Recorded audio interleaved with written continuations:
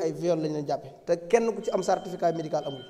kon ñooñu war nañoo xoolaat seen dossier ba jàppale leen bañ bàyyi leen ñu dellu seen kër. Asalaamaaleykum wa rahmatulahi taala wa barakatu. Jërëjëf honorable Awa Seck, honorable Abdourahmane Diouf, mën nga waajal.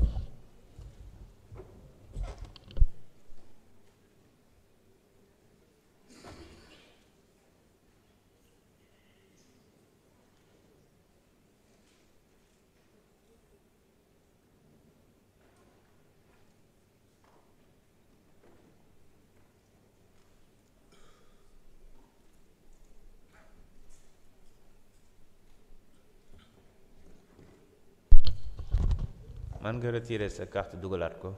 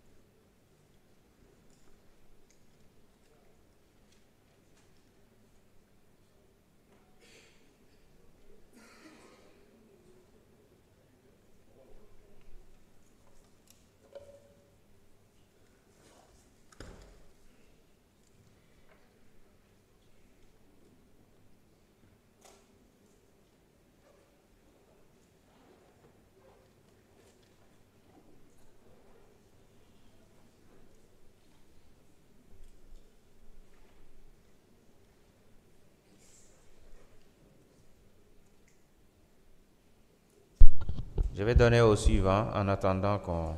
trouve une solution. Donc, Abdourahmane Diouf, vous avez la parole. Bakary Diédhiou se prépare.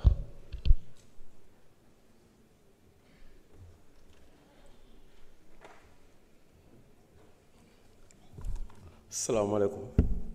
Chers collègues, maa ngi leen di nuyu. Monsieur le ministre, monsieur Abbas, monsieur le finance, maa ngi lay nuyu. Président, maa ngi lay nuyu. Monsieur le Président, je profite de cette occasion pour rendre un hommage au ministre des Finances et du Budget, à travers lui, toute l'administration sénégalaise qui fait montre de résilience, surtout après la falsification à grande échelle de nos données économiques, financières.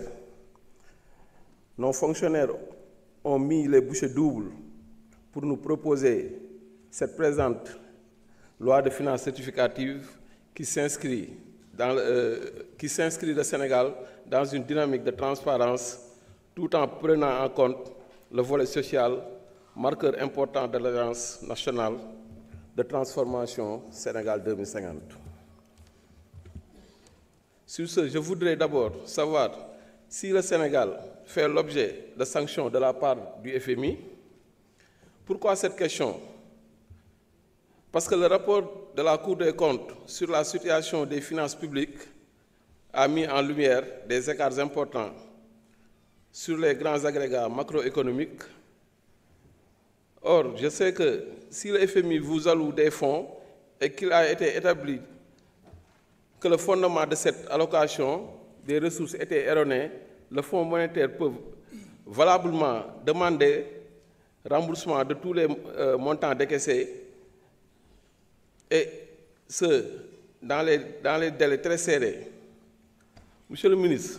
je voulais savoir qu'est-ce qui expliquerait, dans ce cas d'espèce, que le Sénégal, qui a manifestement maquillé ces chiffres, ait échappé à cette sanction. Aussi, sommes-nous toujours éligibles au programme du FMI? Ma seconde interpellation sera basée relativement au train de vie de l'État. Parce que nous tous, nous savons qu'au niveau des télés, dans les réseaux sociaux et même ici, dans l'hémicycle, on entend à longueur de journée des pseudo-spécialistes en toute matière, compétents sur les domaines assimilés, les dépenses de fonctionnement au train de vie de l'État. Or, dans cette catégorie de dépenses, il y a des rubriques spécifiques, telles que les dépenses ordinaires, imprimantes, papier, carburant, etc. J'aurais aimé que des explications détaillées soient fournies concernant ces dépenses de fonctionnement en mettant en exergue les dépenses considérées à tort ou à raison comme élevées et portant train de vie de l'État. bu loolu weesoo sànq am na benn député bu taxaw fii ne dafay joxe ay leçons de morale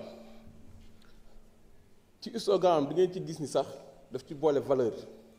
je vais me taire son nom mais xam na ki may waxal xam na boppam booy woote valeur day fekk yow sa bopp nga mel noonu yow benn da ngay tànn plénière yi ngay ñëw yow doo dem commission donc dafa yomb trop taxaw fii Sénégal yi dina dégg ngay wax lu la neex bu ñu amee tey lu ñu lay wax mooy del ñëw commission del ñëw ci plénière yi parce que salaire bi nga xamante ne da nga koy fayeeku da nga ko war a mériter et bu fekkee aussi am nga loo xam ne da nga ko war a wax fii yaakaar naa ni tey fii laa koy waxee jox la rendez-vous nga dem wax ak le DG Jean-Michel parce que am na loo xam ne c'est trop facile chaque fois ay sos am leen loo xamante ne ngeen am tuuti mérite xam ne pouvoir bi dafa am fu mu jógee nekk ci jubal jubanti bu metti donc mun leen ñëw vous permettez à chaque fois di salir suñuy der yun nag dama leen di fàttali rek dafa am fu ñu jógee mun nañ boor bi mun nañ boor bële nu ngeen ko buggee rek ci boor boobu lañ leen ci fekk si maa ngi leen di gërëm di leen sant. jërëjëf honorable Abdourahmane Diouf.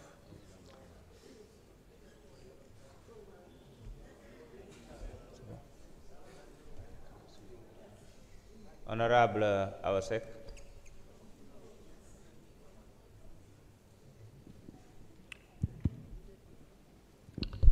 Asalaamaaleykum wa rahmatullah. Merci monsieur le président maa ngi lay nuyu bu baax maa ngi lay ziar maa ngi nuyu monsieur le ministre du budget et des finances monsieur le ministre des relations avec les institutions l'administration ak mes chers collègues maa ngi leen di nuyu bu baax a baax. Monsieur le ministre d'abord ñu ngi lay féliciter ñu ngi lay encourager ñu ngi lay jaajëfal bu baax ci liggéey bu rafet bi nga xam ne moom nga fi jot a def dangaa nekk ci département bu sensible